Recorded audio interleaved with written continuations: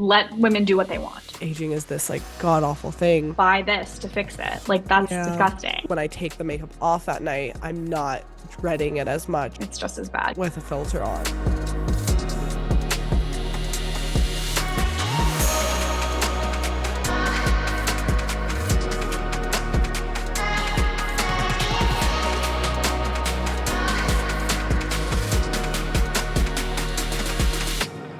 It's time to get loud. Welcome back to Loud Talk with Lavi, a podcast where we break down the walls of beauty standards one flaw at a time. Hey guys, welcome back. A new episode today. We actually have a guest episode today, and we are going to be talking all about the beauty industry, how a lot of products and brands profit off of your insecurities, debunking a lot of the marketing schemes that are used to really get you to think, I need this product to solve XYZ insecurity of mine, and talking about how to take a more, positive, smarter consumer approach to buying beauty products and using beauty products that make you feel confident instead of make you feel insecure or less of in your skin. I have a really amazing creator on today. You might know her, HydrationCEO Rachel. She is really transparent online, debunks different beauty hacks she sees, talks a lot about amazing drugstore recommendations. All around, she's a real one, and I'm so happy to have her on the podcast today. If you're listening to this episode on Spotify, Apple, or any streaming platform, also go check out the video version. We do post the video on the Loud Talk with Lavi YouTube channel.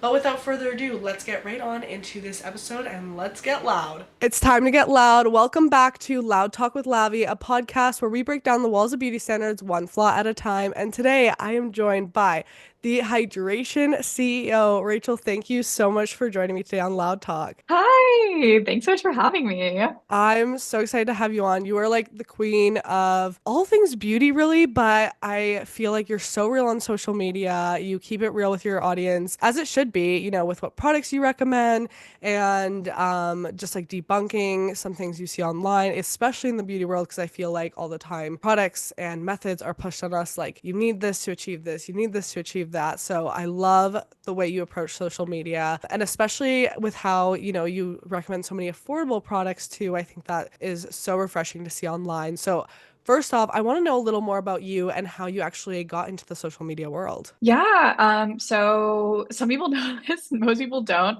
I actually used to work in influencer marketing.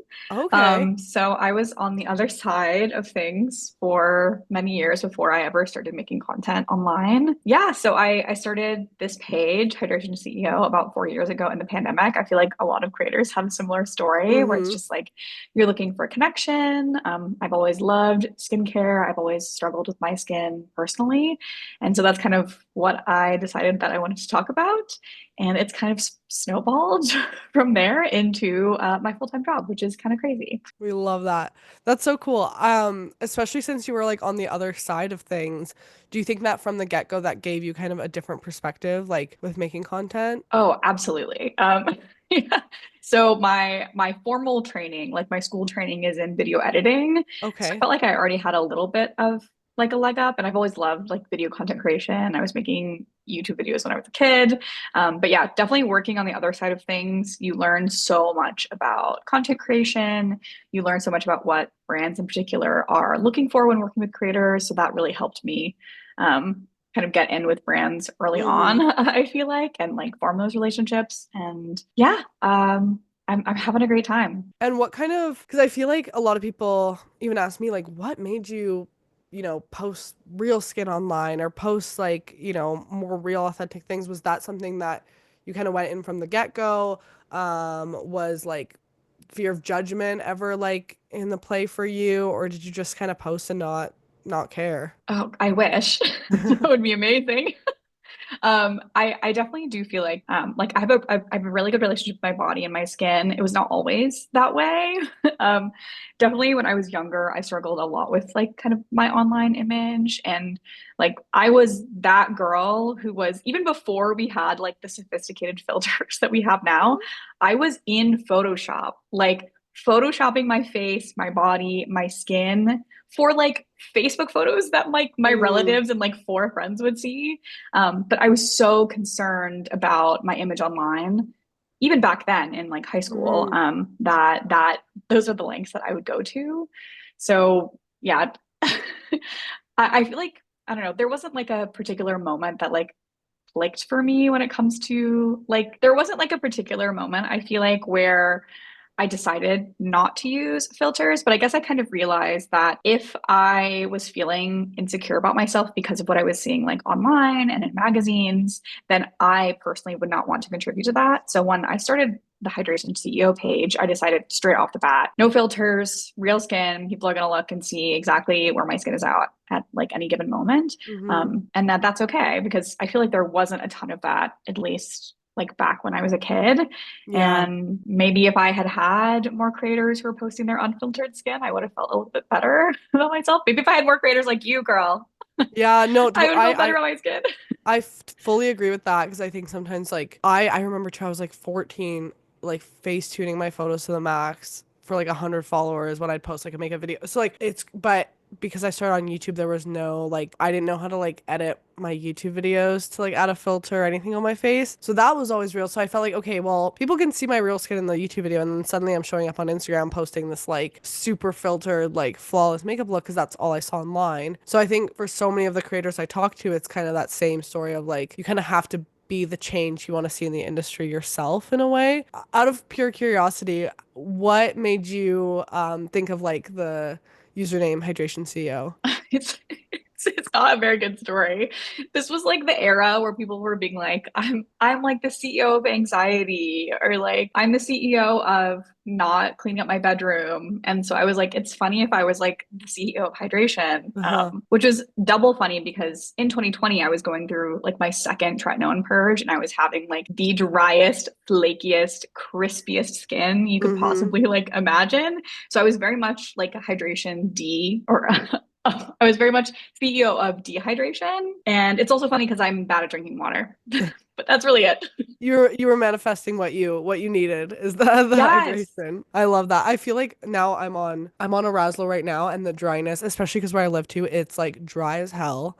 And because I was living abroad and it was so much more humid, literally 2 days after I came back to Calgary, my skin, like I was like, am I a reptile? What the hell is going on? Oh, it was awful. And I feel like so many times with acne prone skin, people associate like you need to dry out your skin or blah blah. And I'm like, no, I need all the hydration in the world. Thank you very much. No, absolutely. Okay, next question I have for you. So, especially because you were working like on the, other side of like influencer marketing, um, when you were in that job, did you kind of have like this like aha moment with kind of the industry and how things are marketed online? Oh my God. I've, I had a horrible, like horrible agency job, like straight out of school. Okay. And agencies, for those who don't know, if you're working in a marketing agency, it basically means that you are like working for 10, 15, 20 clients at a time. Mm-hmm. So it's great because you get to learn a lot of things about a lot of different industries. Um, but you're basically like super beholden to these companies, like answering Slacks at like 4 a.m. Uh, so I mean, I definitely feel like I had always known in the back of my mind that like a lot of my insecurities about my skin in particular were coming from the media, the Mm-hmm. media. But yeah, hearing it directly from clients, there was like a visceral reaction there. Like I had a client who was very focused in on the before and after shot, and they really wanted everyone who was like filming this content to like make a like grossed out face. I don't remember what the product was for, but I remember they really wanted all the before imagery for people to be like disgusted with themselves. And I was like, this is so nasty. And to be Uh-huh. like on a client call, like 22, like listening to these huge brands, like talk about Mm-hmm. making people feel bad about themselves for profit. I was like, oh, but luckily I did not work there very long. So, That's so interesting. I feel like as a creator, like I know in the back of my head, like it's kind of creating that reaction in people to want to sought out a product for a certain result. But I feel like for the daily consumer, they don't necessarily think of ads or marketing in that way. They just see like that end product and the image the brand is trying to put out. You mentioned before and afters, and it just made me think. I remember I was working with this brand once, and I sent in the content, and they were like, "Could we switch around the before and afters?" And I was like, No. Oh.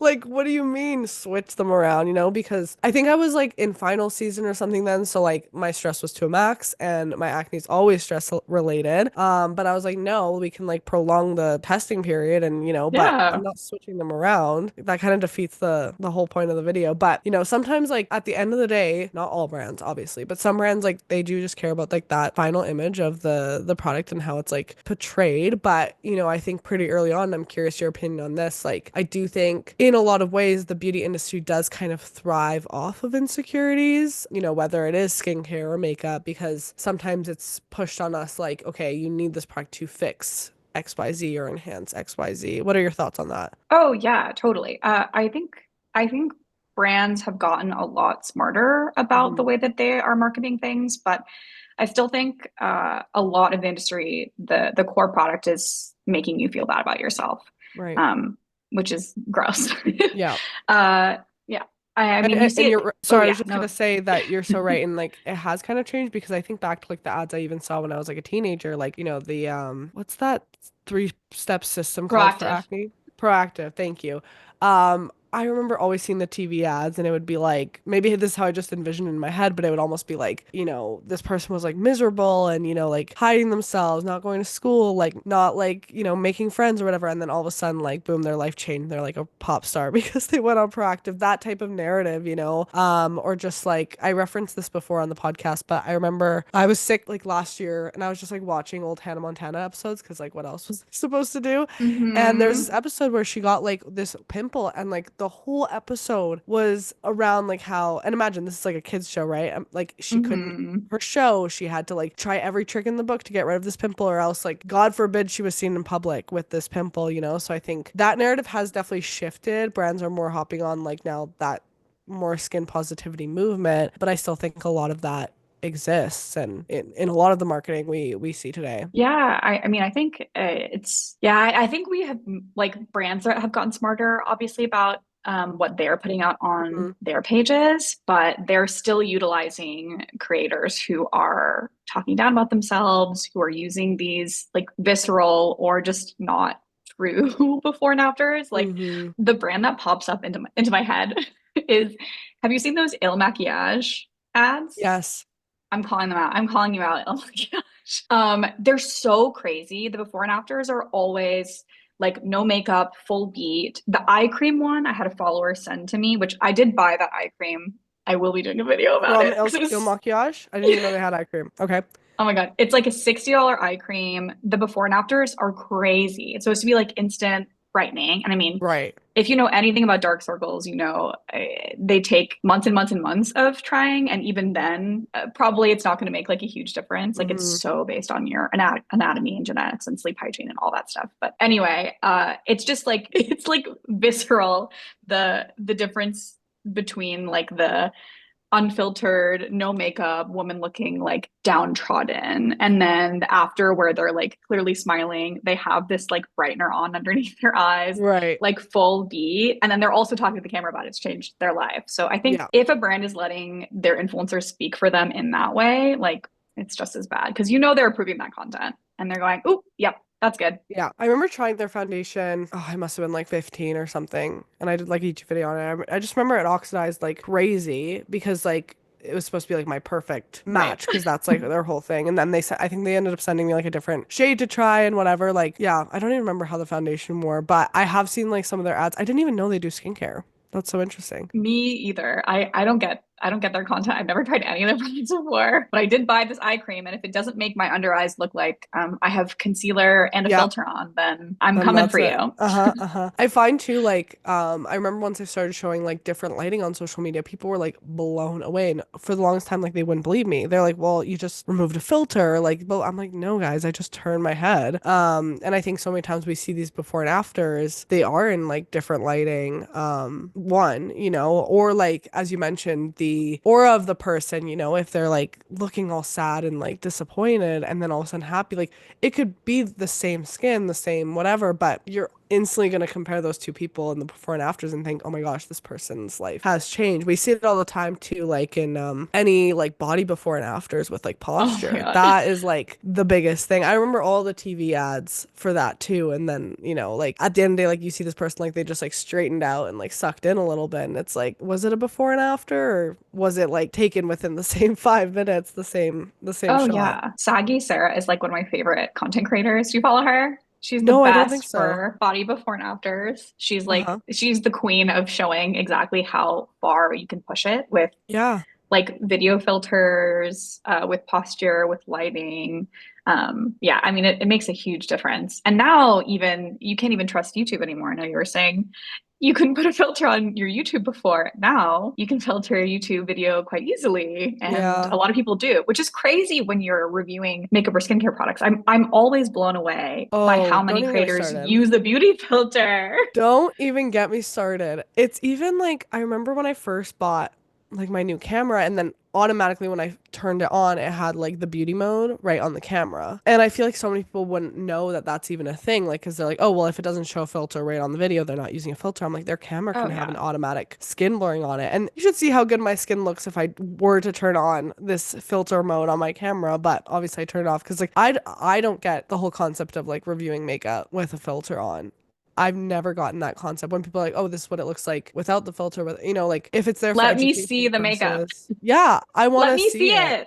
it. But I think it's created such a like a narrative now because people will always comment on my videos being like, "Oh, your makeup just looks like bad or cakey." And I'm like, "Well, is it because my makeup looks bad or is it because you're not used to like our eyes are not used to seeing unfiltered skin with makeup? Like when we think of someone wearing makeup, we think it must look like flawless and creaseless and Hmm. I've seen girls even post videos online like, "Makeup girlies, help me out. This is what my makeup looks like once I put powder on. How do I fix it?" I'm like, "That looks great." Like that That's just literally what looks powder looks great. like, Yeah. girl. Yeah, that's what it'll look like zoomed in on the skin, especially like back camera versus front camera and lighting and all of that. But I think I always spot a filter right away. I can like always spot it out. But For like I me, said, it's the marionettes. The TikTok in particular, their beauty filter is horrible with the marionettes. So you'll see them flash in and out. yes, yes, I always see it and I know, and even if they're standing afar, I'm like, they're wearing a filter. But I feel like Mhm. for the Always. average viewer, like they're probably not catching that at all. No, no, of Yeah, course not. Yeah, that the media literacy, we're just not trained to spot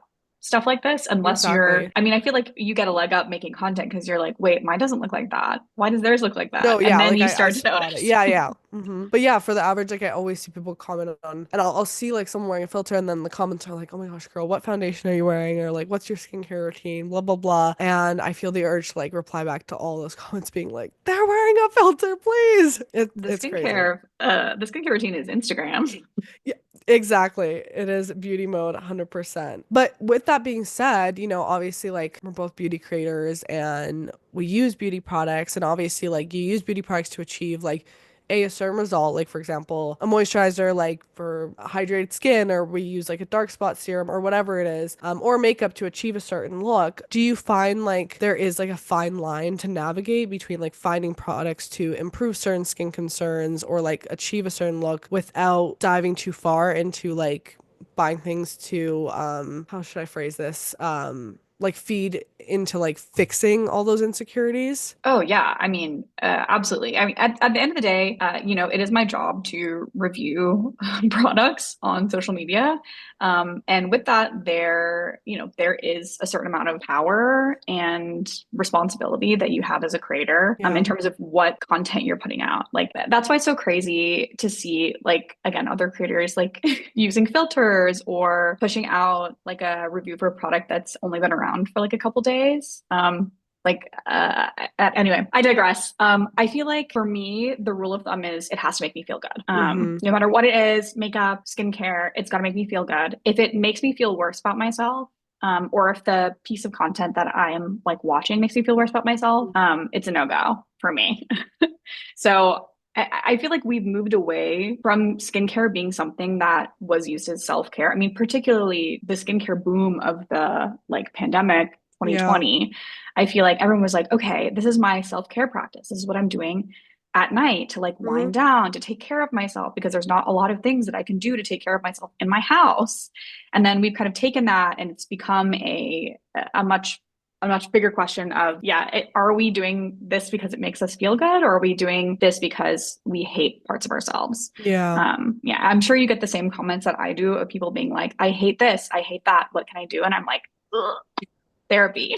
Yeah, it is Uh, a fine line, I think, because at the end of the day, for me, for example, like I have come so far in my skin journey and like learning to love my skin regardless of like the imperfections. But at the end of the day, like, because people will sometimes be like, okay, well, if you're so skin positive, like, why are you still trying to like heal your acne or why are you on like acne? So it's like, I think you can do both at once. But it is a fine line to teeter, because it's working, as you said, like therapy. For me, it was working more on the mental of like, if my skin breaks out, I'm not going to let that ruin my day as much, but I'm still gonna like try a skincare product that will heal the breakout. Like, it is like that teeter, but I think you can still approach beauty in a way where you still love yourself, like regardless of the makeup or skincare that you use, but you yeah. can also have fun with it.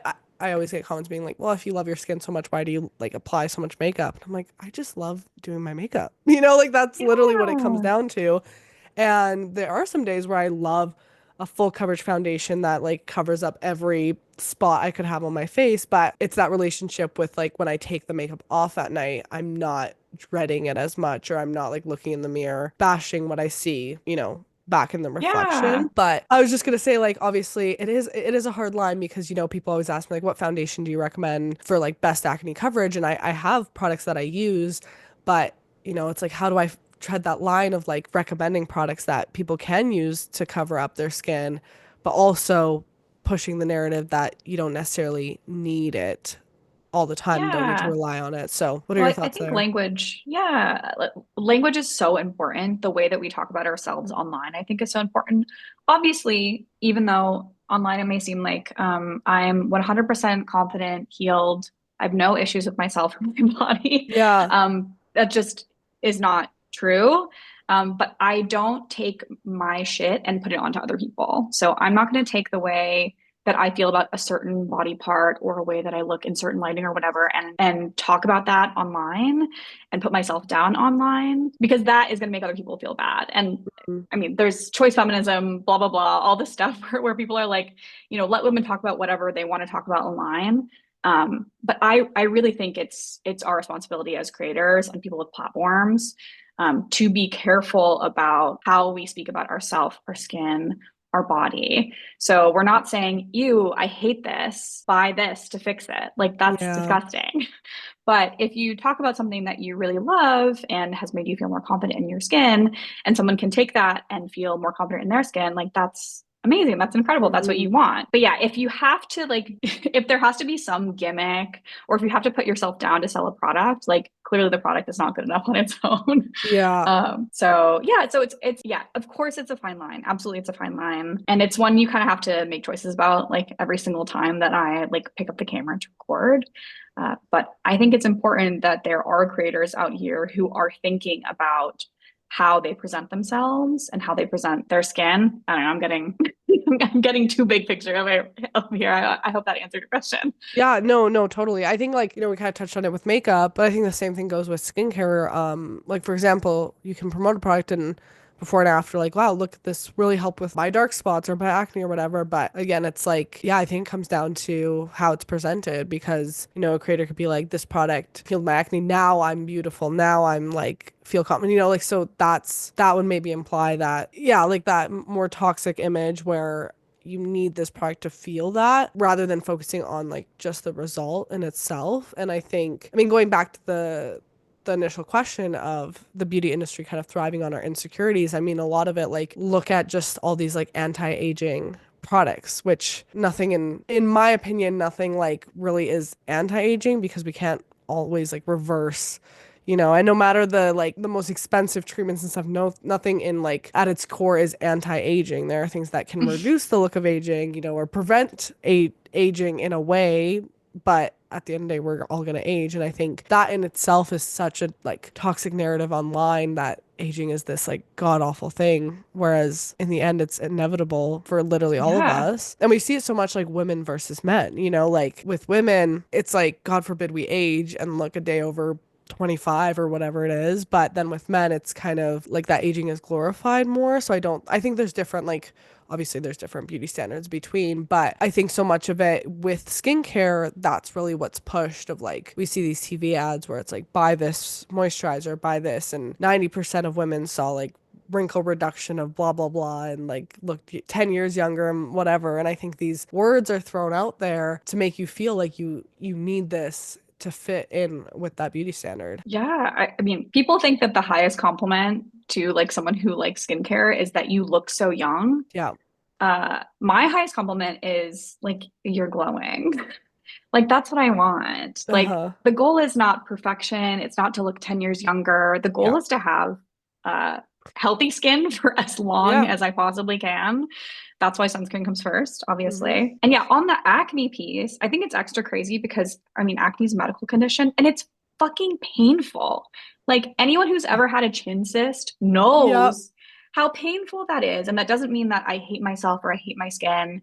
It just means I have a cyst on my chin and I don't want it there anymore. Like, totally. And honestly, I always say this because I have like I scar really easily. Therefore, I have a lot of scarring left from a Hmm. bunch of cystic acne. I honestly have gotten to the point where I don't really care too much about the scars. Like, yes, I'm doing skincare to like reduce the dark spots and blah blah blah. But at the end of the day, the scars don't hurt. And that's like my biggest thing. Cause like, yeah, acne is so painful. And I think people like forget that. Like, yes, I talk about skin positivity and everything, but that doesn't mean like I'm not trying to achieve like a certain goal with my skin. It's just like you said, it's not going to Yeah. ruin, yeah, it might ruin a bit of my day of like, oh, this thing really hurts, but I don't have to like bash myself in the mirror over it. That's like kind of that fine line Yeah. we were talking about. And same with like anti-aging products, you could want a product that makes the skin look more plump and hydrated and like has that glow, but still like recognize the beauty in like fine lines and smile lines and whatever it is, because it is like that's so normal. I just think like our eyes are so trained to seeing beauty in a certain way on media that sometimes I even say like look up from your phone, look at the people around you, look at how their skin looks in real life, but we're so focused Hmm. on how we see it perceived online that's when we compare ourselves most to that Yeah. idolized perfection. Because like if you were to look up and look at real people in real life, you would see more of those imperfections, but we're so like narrowed in on this one image that we see. Yeah. And I mean like ads with celebrities and stuff, and then you see like their photos, like the raw photo or whatever from like the red carpet, and then people are like, oh my Hmm. God, she's aged 10 years. I'm like, no, she just like that's just how she Oh my looks, you God. know? Yes. People hyper focusing in on one edited image. Oh my God. I think it's so funny. So no matter like what stage your skin is at, I feel like as creators, you kind of get it on both sides. So it's like when I first started posting, I had a lot more like visible acne than I do Okay. now. And I had people back then who were like, you shouldn't be talking about skincare because you have acne. Right. And now I have people being like, you shouldn't talk about skincare because you don't have acne. Of course. Yeah. Yep. Yeah. And I Um, that is the like, because again, they're seeing a snapshot of like, this one video you're posting in the present rather than all of it as a yeah. whole, or like your whole like if they were to go back and see like how much your skin has improved or whatever, then they'd have that perspective. I think my favorite one that I get is people are always like, just go on Accutane. Why am you taking Accutane? And I'm like, I always Bro. feel the urge to respond to say like, oh, I'm actually on it right now, even though I'm not. But then it's like, even if I was on it, it doesn't work overnight. Like I could be on it and it could be work. You know what I mean? Like I find that so hilarious. But yeah, I've gotten those comments too. Like sometimes my skin is looking like super clear and people are like, what do you know about acne? I'm like, let me tell you. Let me tell you. But yeah, totally. And I think that's the thing. Like, I use products to achieve a certain look. And I think that's the thing. Like, people always ask me, what do you recommend for dark spots, for acne, for this, for this? And, I have my favorite products that I love, but at the end of the day, too, yes, I use certain products for the results, but it's also like the feel and how those products make me feel, if I like applying them. Like it's more of the whole experience and plus X results. But I think we're also live in a world where people also expect results right away. Kind of like you mentioned with that under eye cream of like instant, like that Hmm. people want that instant result. And I'm sure maybe you've gotten this too, but I'll use a product and show that I love it, and people are like, it doesn't really seem like it did that much, or I'll say like it's helped with my acne, and they're like, but your skin isn't perfectly clear. And I'm like, well, even if a pimple goes down inflammation, like I will have a spot like left over, like the pigmentation will be there for a long time. Therefore, it may look like Hmm. I still have acne. And I think we live in a world where people expect those instant results. And therefore, if a product doesn't work instantly, it's a bad product. Yeah, and they expect those results because of social media Yeah. saying I got rid of XYZ thing in 3 days, which Yeah. is crazy. I know I've even like so many brands have used like my photos without my permission and like filtered my Ugh, face to show before and afters. And I'm like, that's the I worst. really hope no one's believing this because of how like edited it looks, but I just know some people will be totally believing it and think that, because for me, I always look at like, especially when it comes to like skincare ads for those before and afters, like you have to look at it with a realistic eye, like if it is a product that targets acne, is there like a scar left over or some pigmentation left over? Can you see like, then I will believe that before and after because that's like a realistic Hmm. result. But when it's like from, especially when it goes from like cystic acne to perfectly clear skin with I wish. no sign of scarring or indentation or anything, I'm like, there's no way. There's no way because like scars are so hard to treat, especially from cystic acne. Like a little serum is not going to be doing that, all that to the skin. But people believe it. And I feel like I mean, I was once 15 buying every product I could possibly buy to try and heal my acne, overnight or whatever Oh it was. yeah. So I get it. And especially, again, when it's an insecurity, the beauty industry knows this, that people are desperate to fix that insecurity. And if they're offering them that product that can instantly change it, they're gonna go after it. Whether it's like a makeup skincare product or oh my gosh, like all those things in the fitness world too, like the teas and stuff, like instantly lose whatever amount of pounds Oh and my God. blow. My inbox is like constantly full. Of like offers or like what? Oh yeah. I get probably three a day from skinny tea, Ozempic, fitness trainers, personal trainers in my DMs constantly asking if I'll do before and after content with them, if I'll accept payment to show before and afters of my body. Never once have I expressed displeasure or that I Uh-huh. wanted to change my body in any way. But they just look at someone and they're like, you know what you need? Ozempic. Do you ever It's respond crazy. or do you just leave No. it? Oh my God. Sometimes I'll screenshot them and I'll put them on my stories, but Okay. oh No, my I was God, just it's wondering if you so respond like out embarrassing. of like to just be like, did I ask? Because I've gotten ads or like offers for paid partnerships with like Facetune equivalents, basically. And I'm like, have you? I Bro. respond and I'll just be like, have you watched one piece of my content? How did you find my email address to like even send me this, Because I don't get it. I'm like, this goes completely against what I promote, Like I find that that's so funny. But yeah, the offers will be there. Or yeah, I'll get some like offer. It'll be like 100% natural skincare will heal your acne, guaranteed in X amount. I'm like, girl, Sure. please with the natural skincare. Undiscovered plant in thousands of years of existence. Yeah, Undiscovered. Well, thousands of years for millions of years. I don't know how long humans have been here. Fuck, don't put that in there. 1,000 probably. I've been out of Um, school for a long time. it's okay. We're creators. I'm just kidding. Um, We don't need to know things about yeah. biology. Mhm. Okay. I want to get a little bit into your debunking videos because I feel like they're so iconic and really, really important. Like examples like you show before and afters, like of misleading like beauty transformations. Were you ever scared of kind of maybe calling out or stitching these videos to Oh my show God, that? yes. God. This is not something I have been doing for a long time. I Yeah. started posting these videos last summer and oh my God, it's because I spend so much of my life complaining about these videos to like my friends and my family and my partner that I was like, okay, I can't just keep like keeping this to myself and like bothering my friends with this. Like this is obviously something that needs to be talked about because I feel this way and I'm sure other Yeah. people feel this way too. So yeah, it basically started with me just complaining to my friends and then I was like, ugh, I really should be complaining online about this because it's so irritating. It's so crazy. It's crazy how many comments you'll see under these like ridiculous videos that Yeah. people like believe this and I'm like, okay, clearly there is a gap here where people need to know that this is not real.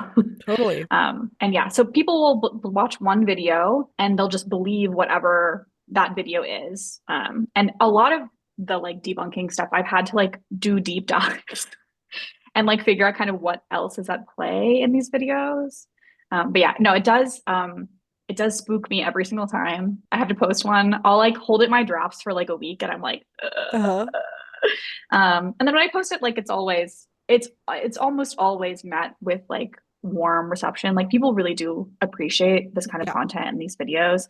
They usually do pretty well performance wise on my page too, which is great. Hmm. More people are seeing it, but it does give me anxiety for sure. Yeah, and I have of course had creators respond to videos that I've stitched of theirs, and that's always nerve-wracking too. But it is what it is. Do you remember the first one you did? Because you said you like started doing this last Oh my God. summer The first like one that like really popped off was the face shaving video. I don't know if you remember that one, with but the it hair was identifier. yes. Okay. I don't know It if was I the saw hair your identifier. stitch of it, but I know when like everyone was doing the hair identifier. Oh my God. And it was just like it was so upsetting. And the video in particular, I think the woman was talking about how she was like the bearded lady for having peach fuzz, and it just Oh. killed me. I like because it's one or two things, right? It's either they're like so indoctrinated by this like uh, beauty standard bullshit that they truly believe that about themselves and they don't realize that what they're posting is Right.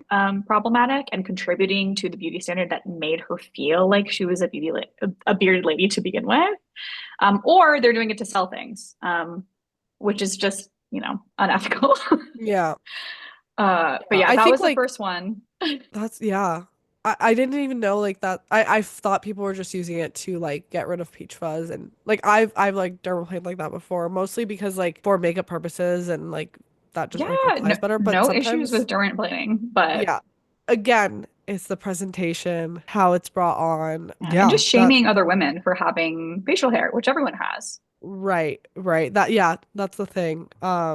Wow, I didn't know that was the first one. Have you ever gotten people that don't believe you? Like I guess like when you Oh call yeah. something out. I'm sure you have, but do you think I feel like in those situations it's like no matter how much you would prove to someone, this kind of happened to me when I would show like my lighting comparisons with makeup. Hmm. People like you're just removing and adding a filter. I'm like, no, no, no. Look, like I'm showing you, but I think people are either so quick to believe something on social media or refuse to believe, it's like one or the other. So do you ever have to like make follow-up videos to like or do you kind of just leave it? Not usually.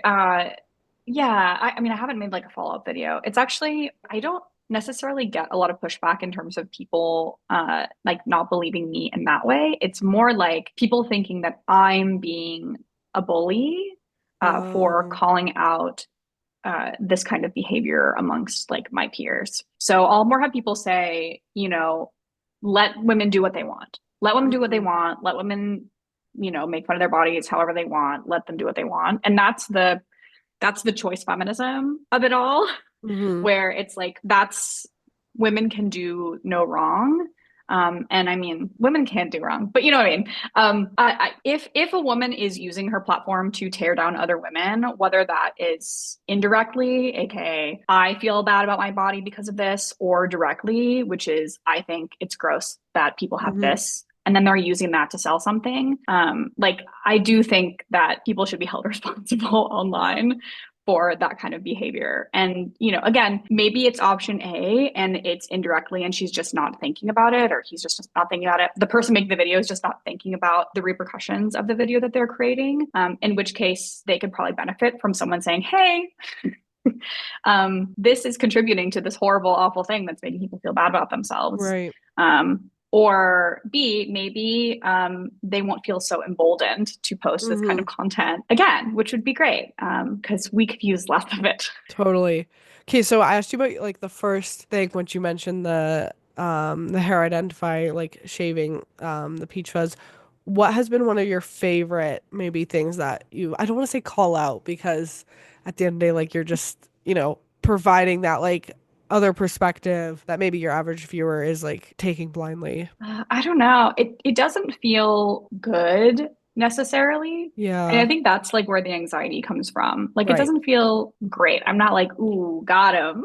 Yeah, yeah. No, I totally know what you mean. Because, like, yeah, I could imagine, like, I mean, anytime, we're stating an opinion that maybe goes against, yeah, like it caused that anxiety. And I think, I don't think in any way you're doing it for them, like, malicious intent. At the end of the day, you're doing it to hope to stop, like, other people from feeling bad about themselves after seeing a piece of content. Yeah, it's really about media literacy. And there's a reason why I don't tag any of the people that I'm Yeah. stitching in the Yeah. videos, because the intention is never for people to go to their page and to bully them, Totally. or to cause harm upon them. It's just to inform people that this is a marketing tactic and to look out for it. So maybe Mhm. the next piece of content that comes around, if they hear someone talking badly about themselves to sell something, they can take a step back and Yeah. think, oh, hey, I'm being sold something. This person is shaming themselves to pressure me into purchasing something. And maybe I don't need that thing. Yeah. It's just building that, like, smarter consumerism. That's how Totally. I view it. Yeah, Yeah. absolutely. And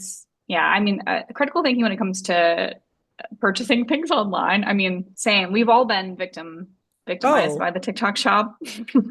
See, that's the thing. In Canada, we don't have TikTok shop. I feel like that, Oh, yeah, we don't have it. it is brutal sometimes. Yeah, you'll just get sold something over and over and over and Hmm. over again, and it's really hard to take a step back and think, do I need this? Or I guess, is this being marketed to me in a way that I think is ethical? Yeah. Is this something that I currently need? And is this the best version of the thing that I need? Hmm. Because yeah, I could sell $100. Vitamin C is not a great. Never mind. I could sell like $100 retinol serum, but you are probably going to get the same results from my favorite one, which is like $20, which is the CeraVe resurfacing retinol. That's my favorite beginner retinol. So yeah, so taking the time to think critically about what you're purchasing, I think is really important, Hmm. especially these days when the wallet is looking a little sad and Yep. small these days. So yeah, I mean, we have to be smart consumers about who we're supporting, obviously, um, with our dollars, especially, but also like with our likes and views. So yeah, so if I see some bullshit online, You're just gonna be hopefully, I don't real. know. Yeah. You kind of mentioned the CeraVe retinol, which kind of segues into my last question. So you said that you talk so much about drugstore makeup, and drugstore skincare, all drugstore beauty, which I love because I started content creating so young. So, like, I only had the funds from, like, birthday money to go buy drugstore products and finding, like, the best of the best at the drugstore. And you've talked about the fact that you kind of had that too, where at the start you really got into beauty by exploring those affordable options. Do you find because of that, maybe having that restriction on how much you could spend on beauty, like, actually made you dive into finding the best of the best at those minimal prices? Oh, yeah. I mean, I was the queen of Rite Aid in high school. I would save all of my money and I would spend it on Rite Aid products. And I felt like, at least for makeup, because that's what I was really into in high Yeah. school, it was all about how many ways can I use a certain product. Hmm. So, can I use this one, lip liner as eyeliner? Can I use this lipstick as eyeshadow, as blush? And like really stretching things far. Hmm. And now that like this is my job and I'm able to like really do head-to-head tests with affordable options versus higher end options, it's fun to be able to give people, that the truth, which is that most drugstore store skincare and makeup outperforms high end, at least in my opinion. Yes, there are a couple of those like higher end options that I do think are worth your money, but there is so much out there at the drugstore, for girlies on a budget or girlies who just don't want to waste their money, Yeah. on really expensive items at Sephora. And they're so much better than what we had access to, like at least when I was in high school, which was Not a that long much. time ago. Yeah. I find it so funny too because I literally was at the drugstore the other day and I bought like a few items and I was like, why was this so expensive? So I remember doing like the $20 makeup challenge on YouTube and I ha could do a full face for $20 and now what was it that I bought? I think it was the new NYX like the lip gloss stains they just released with the blue cap. They're so good. The vinyl, or not the vinyl. IV something, right? IV, yes, Yes. lip IV. I just bought one because like I was seeing everyone try it. I'm like, that looks amazing. I need to try it. But I spent like $17 on it, Canadian dollars, but still I was like, what? So like Hmm. I feel like a lot of the prices now, like, obviously there are some brands at Sephora that obviously you'd spend more than that on, but even with the drugstore, we have to find like the best options even within the drugstore because those prices are going up and up and up. No, absolutely. I do think that a lot of it is like formula innovation and like Yeah, cost of things. Like the totally. the lip IV is like a really innovative formula. But yes, I feel like more and more I'm looking to like the Elves, the Rimmel Londons. I'm looking to the um, LA Girl. Like there are so They many got rid of even more LA affordable Girl. brands. They got I rid of LA love LA Girl, Girl. and I Oh, they literally was did? so sad. Yeah, well, I Oh, just like haven't seen it in any of my drugstores here. We used to have it, but I think they got rid of it. You know what's a brand that I miss every single day? Do you remember NYC, New York yes. Color? New York Color was my their black liquid liner. That was me in my bedroom Oh, every day. That black liquid same. liner. It When was that so thing, good. when the brand discontinued, I think I bought like five. I don't have, well, obviously have them anymore because I'd use them every Yeah. day. That was the best liquid liner I've ever used in my life, and nothing I've ever tried to this day compares. The Revlon microtip is the closest, but it's still not quite the NYC liquid liner. That was so That thing would good. last so long. Dried down so like jet matte black. Ugh, A it was brush, the everything. best. And it was like $1. I know. Oh my God. Yeah, like 199, I think, which Yeah, is kind of crazy. it is. Is And I there remember their any makeup? bronzer. Oh, the bronzer? I liked their bronzer too. I liked a lot. Yeah, they had a lot of good stuff. No, I think like, yeah, I can't even think of anything that's around that price point. Like the closest would maybe be like Essence, but even their prices have gone up. Elf has like, I mean, Elf as a brand, I feel like has completely changed. I mean, they've come out with some amazing stuff. Yeah. But back to when they had like all their white packaging, like that was just in my head, that's like Yes. a A completely dollar different each. Elf era then. I remember going, actually, I was in New York with my family. I was like 15 at the time, and I'm like, I need to go to the Elf store. To the Um, store, yes, which yes, was right near Washington Square Park. yes. So I literally dragged my poor family. I think there were two stores in New York at the time. So there was like, they're very far from each other. But I dragged them to one store and I was looking for like their baked highlighters because those were like really Hmm. big at the time. And I didn't find the shade I was looking for. So then I made them walk all the way to the other one, even with like my grandma and everything. I'm like, I must find this baked highlighter to review for my 500 subscribers on YouTube. But I was Did like you find it determined. though? Yes, I did. Oh, I did. worth it. Every time I'd come to the States, I'd always like hit up every CVS, every Walgreens, every Ulta, and just like Oh yeah. Dude, grab everything. it's so sad. The drugstore game in New York is so awful compared to like North Carolina. Like North Carolina, you'll get like a big ass CVS. Like I Uh-huh. can spend an hour in a CVS. The ones Uh-huh. here, everything is locked up. Uh, It's itty bitty. The beverage selection is terrible. It's just like not my vibe. Takes the fun out of it. I was It actually just does. in the UK and the amount of boots I went into, which is like I don't know if you've been there Oh, I before. love a Boots. Oh my gosh. I like that made my whole trip. I didn't have to see anything else in London. That like Mm-mm. that alone. And the friend I went to every time we'd walk past the boots, she's like, blinkers on, don't look in there. And I'm like, I I must love look in Boots. there. It was Boots really and fun. Shoppers. Yeah. Okay, see, Shoppers is good. Shoppers is I good. love the UK girlies. They have it.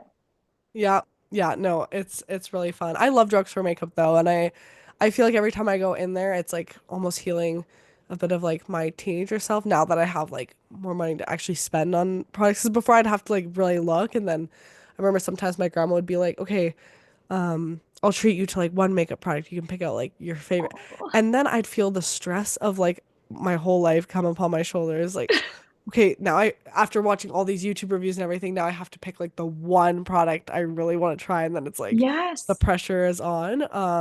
But it is really fun, and I feel like there are some good options. You mentioned Rimmel. I feel like it's such a slept on brand nowadays. No one talks about Rimmel. Rimmel for sure. And Wet n Wild. The Wet n Wild lipsticks carried me through Yes. my college years. $2. I think they're still $2. I think they are still pretty cheap. I love Wet n Wild, and I feel like no one, it was like such a hyped brand. I feel like back in like the YouTube days, but now no one really talks about Wet n Wild, which I love that brand so much. It's so funny too, because being a Yeah. creator, I feel like growing up, my two favorite brands at the drugstore were Wet n Wild and Milani. Those were like my favorites. And because Milani kind of gave me that feeling of like more high-end makeup because their packaging was always really nice, but then it was like still affordable. And talking to like other content creator girls, they're like, what's your dream brand like for PR and blah blah blah. And I always say like it has I remember when I got like a first package from Wet n Wild and I literally like cried. And I've Oh, received like packages from like these high-end brands, but because I don't have that like I don't know that, connection to it as like a yes, the kid. emotional connection to Wet n Exactly. Yeah, because Wild. like, obviously receiving like high-end PR and stuff is super fun and cool, but I was never like a teenager sorting out like YSL makeup or whatever because I couldn't afford it. That wasn't even like in the, in the vision. But like a Wet n Wild, yeah, that that touched me good. I love it. But yeah, Rachel, thank you so much for joining me on Loud Talk. Your content is so valuable in social media, and I think so many people you help so many people at the end of the day, and just creating those more realistic beauty standards, bringing back the fun to beauty. And I'm sure this is just from me as like a fellow creator, but also like anyone who views your content, like you're really making a difference. Oh my God, you're gonna make my head so big. You're really gassing me up today. I This has been I so great. No, this was so fun, and thanks for taking the time. I'll have all of Rachel's social medias down below. And I'm so happy you could come on Loud Talk. Amazing. Thank you so much. Thanks, Rachel. Bye. Bye. That is it for this episode of Loud Talk with Lavi. I hope you guys enjoyed. Let me know what you'd love to see next on the podcast. You guys already know the drill. We do individual episodes, followed up by guest episodes every other week, posting every single day at 7 a.m. MST. On Sundays, we have the video version that goes up on YouTube, and then all the audio on any streaming platform, Spotify, Apple, wherever you catch your podcast every week. I love you guys. Remember to tell yourself something you love about your skin today, and you'll hear from me in the next episode of Loud Talk with Lavi. Love you. Bye.